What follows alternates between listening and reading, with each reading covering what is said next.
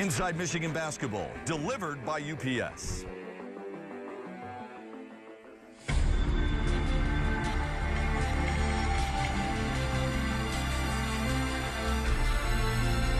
Michigan tangles with a team they've already seen. Hi, everyone, and welcome to Champaign, Urbana. Welcome to Michigan and Illinois, round 2. I haven't looked at, okay, we got to win this or that. No, we got to win today. But I have told the team, obviously this is being an ex-mid-major coach. You didn't have these opportunities late in the year. You had one opportunity, win the tournament. And now this is like a tournament before the tournament. We're definitely not out of anything. We not even, giving up isn't even a word we're using. We know that there's still a lot of games left, and we have a lot of time and a lot of winnable games here coming up. We're a few possessions away, from winning these games. And like you said, I don't really look at the standings too much, but I do know that we're still in the hunt, and our goals are still right there in front of us. So that's exciting.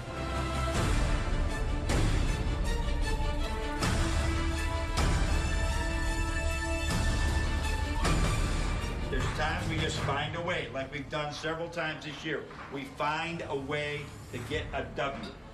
And it's not going to be easy, but you got 10 guys in this room that can get it done, right? If they believe and they're committed to the cause of who we are right now, right? How do you do that? You play connected. Sellout crowd, D. Brown, bobblehead night, right? Sellout crowd, all excited. Thursday night, right? 9 o'clock game. You are not going to go out there and play disjointed and win. You're going to have to huddle up. You're going to have, as I'm going to say again, have an edge about you tonight. An edge about you. Well, we don't curse, we don't swear, but you got to go out there with an edge about you. You walk into that arena, it's you against the world, and you ain't giving in, right? We be strong, both mentally and physically, is what we're talking about. There's no backing off, and there is no mental, I can't do this, or this is too hard. It's, I'm in here. I'm in here, and I'm going to get this done. Too many times head coaches try to be everything to their team, but John Beilein allows his assistants to give the team a pregame pep talk. Usually it works. We are Michigan, and we value Wolverine excellence. And tonight you got the mission to beat Illinois. At that point, we're just trying to encourage their hearts. It's a matter of, in order to do difficult things, having the courage to do difficult things. It's really important that we encourage our kids. Think about who we are and what we do. We played hard. Tonight, you're this close, guys. You got to play harder. Sure. All right, we got to run the court a little bit harder. We got to rebound a little bit harder. Got to play a little bit harder tonight. Can we do that? Sure. You've got a lot of experiences to draw upon. You can share some stories. I think young people today like stories, and then certainly some inspirational words that might encourage the kids and even pull them a little closer together going into competition. There's always two sides to everything. I mean, no different than this coin, man. You got heads, you got tails.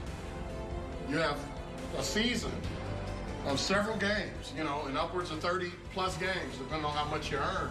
Coach Beilein is a great tactician. I don't think anyone will argue that. Coach Meyer, brings this, Joel Osteen flavor to the table. And then you have LaVall Jordan, who's bringing this Billy D. Williams, thing to the table. And then, of course, you got B.A., where you can just, you're only limited by your imagination on who you think I may be on that particular day.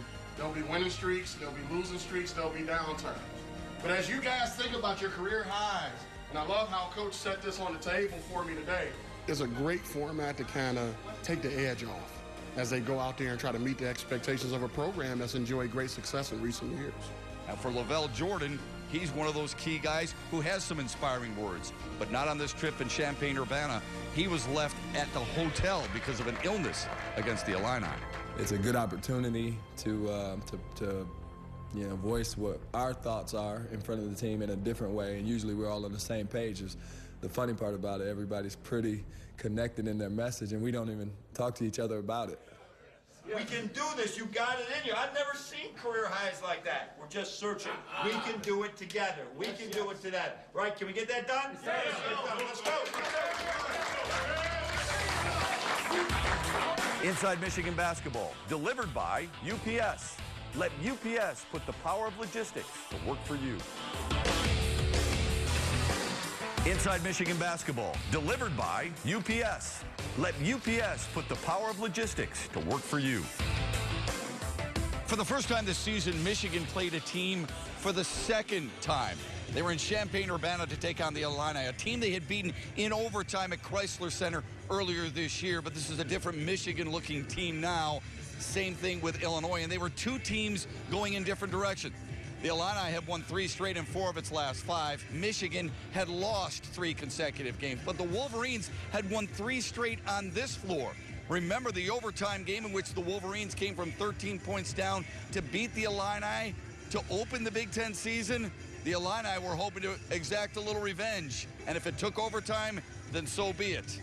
And such was the case.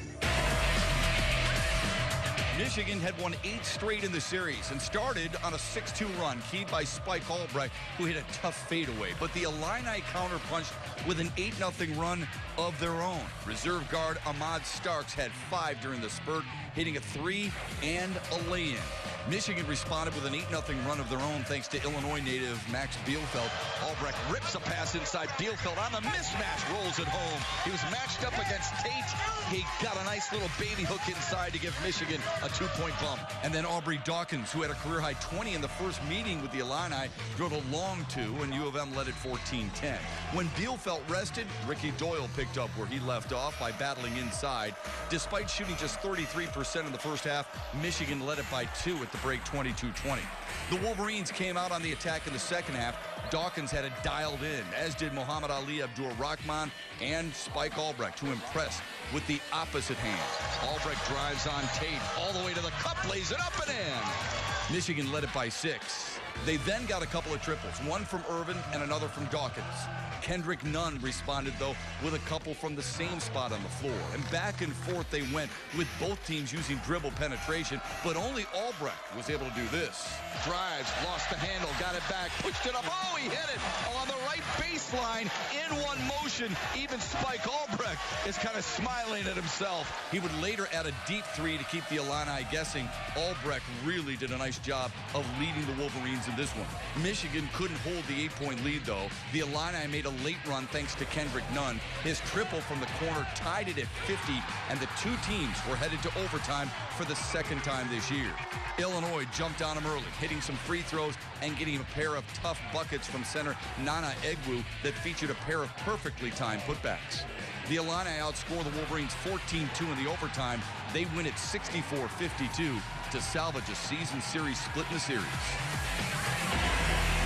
It's tough. We're trying to play our hearts out there, and really, you know, we got to pull them out at the end of the game. We can't keep giving up the lead. We got to win games in regulation or in overtime if it comes to that. But we execute the game plan really well. You know, we just get down those last couple minutes, and you know, the youth kind of shows a little bit at some points. You know, we lose focus on some like little things, and those just add up. You know, they just you know, Illinois is a veteran team.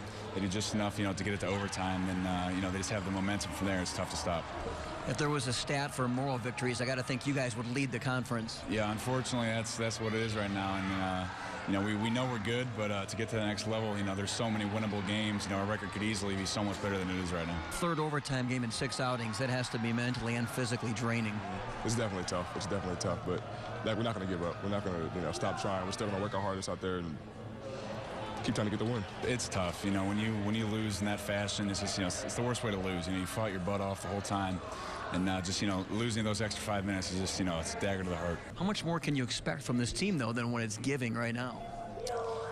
I think we still have a lot. I mean, I think we haven't played our best basketball yet, and I think we're still going to hit our peak sometime soon. It's going to happen. We're going to start clicking, and the offense is going to start winning some games. Well, these are never easy. You've had a few of these already. What do you say to a team after such a You say, tell them you're proud of them. You really like coaching them, and they're giving us everything that they have, and it's not always enough. You just try and build the team through it, and there wasn't one negative comment that we made after that game. Just, all right, we're going to grow from this, and we learned a lot, and I'll grow from it. We'll be better as a team. We'll be better as coaches. We'll be better individuals. You only traveled 10 players. Is that part of the reason? I mean, you just didn't have enough guys to try and fill that void. Well, I think it's just tough. We're really thin in the guard position. So with all the TV timeouts in the second half, I tried to give Spike a little bit of a rest in the first half. And, you know, our freshmen are really up against it. And I don't think any of our freshmen had a great game today. I think that it's difficult for them to play when they're tired. It's difficult for them to play when there's 15,000 people yelling at them. And really happy the way our veterans performed, however. Talk a little bit about the effort you get from Max Bielfeldt and you get from Spike Albrecht, two of your upperclassmen, two guys who really seem to try and lead this team and will this club to it. Yeah, they really did a great job, and I love what both of them were doing on defense, too. We played really good defense throughout the whole game. We had great just energy.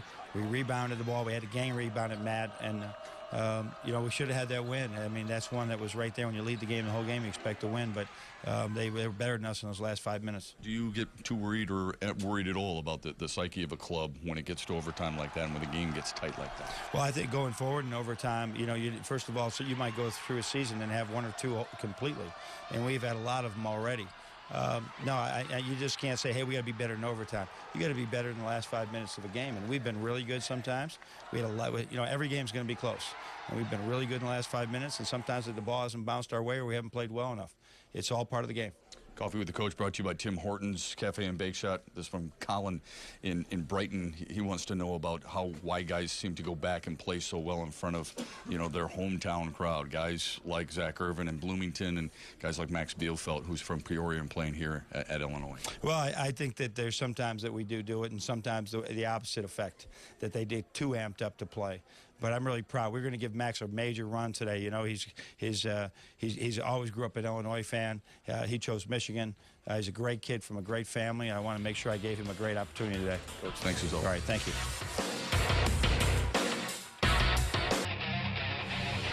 Kim Barnes-Rico and her Wolverines began the week in Columbus.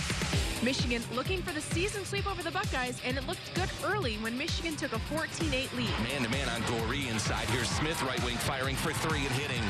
Freshman Caitlin Flaherty scored 5 quick points off the bench during the Blues surge. Flaherty sends it over right side for Thompson. Chest pass back left wing for Flaherty against Scullion. Flaherty, nice fake. Flaherty to the basket, lefty scoop and score. Sophomore Sierra Thompson led the offense in the first half with 8 points, 4 rebounds, and 3 assists. Michigan led by 11 when Ohio State went on an impressive run, cutting the visitors' lead to just 3 points. It was 37-34 Michigan at the half. Mitchell up top, fires for three, yes! And a foul!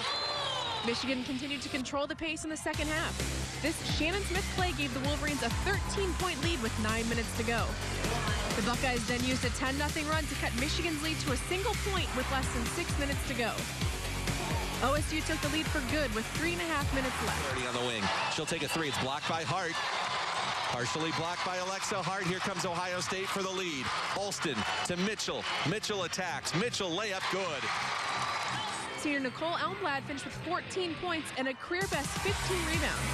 Smith added 18 points, but Michigan drops a tough one to Ohio State, 77-73.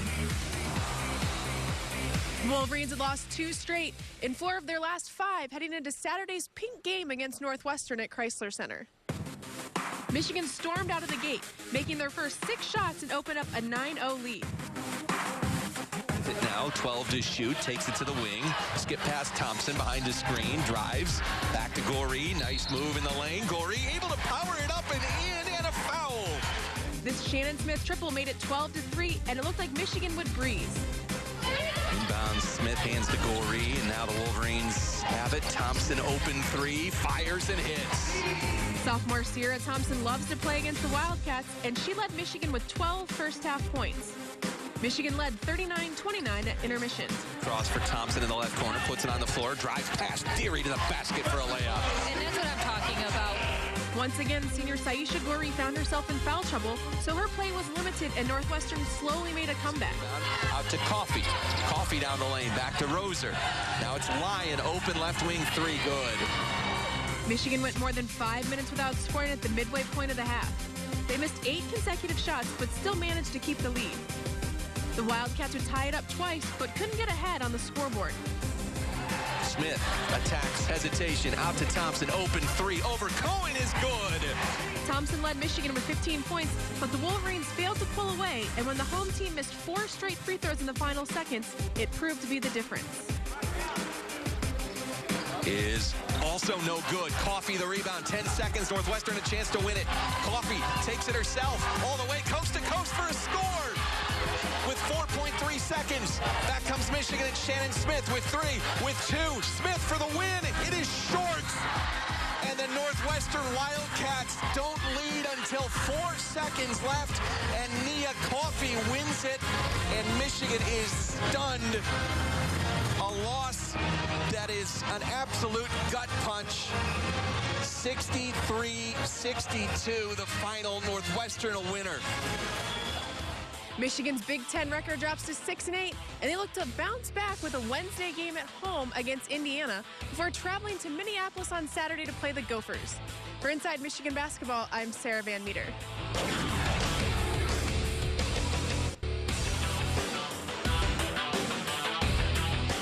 Earlier in the show, we broke down the Wolverines' loss to Illinois. But did you know Michigan actually earned a split in Champaign?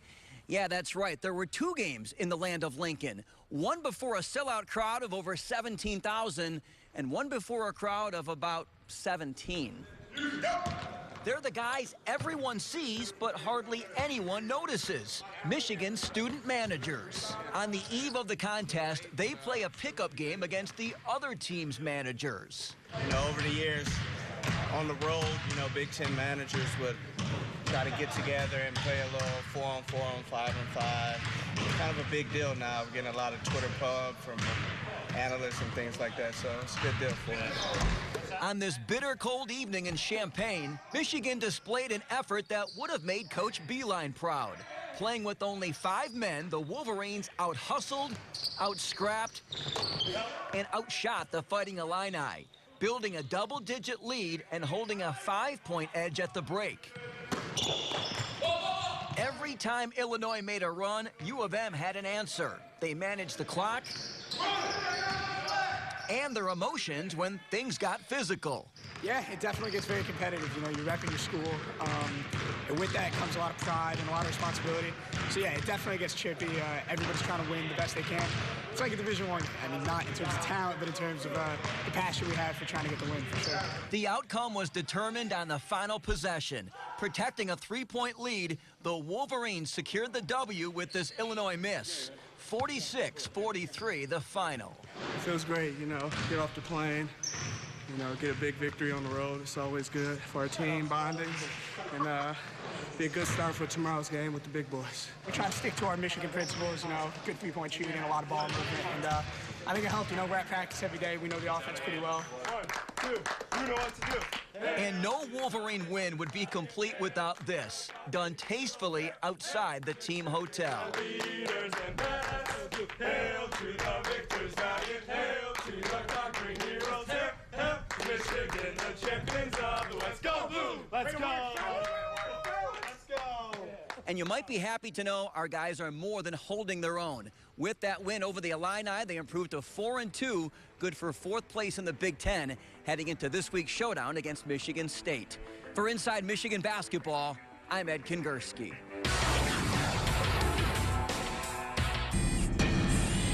Our Al Rose Steel Ironman of the Week is Max Bielfeldt. What an effort. He comes back home to a place where his grandfather contributed enough money to have one of the athletic buildings named after him, and he boasts double digits in points and collected some massive rebounds. Wasn't enough to beat the Illini, but it was enough to be named our Al Rose Steel Ironman of the Week. So just one game this week for John Beeline and the Wolverines, taking place here at Assembly Hall in Champaign, Urbana. But next week, it's 2 games, both at home and both against rivals, Michigan State and Ohio State. We'll have all the highlights and the reaction next week on Inside Michigan Basketball. We hope you can join us then. Until then, go Blue. Inside Michigan Basketball, delivered by UPS, is brought to you in part by Absol Pure Water, the official bottled water of the Michigan Wolverines.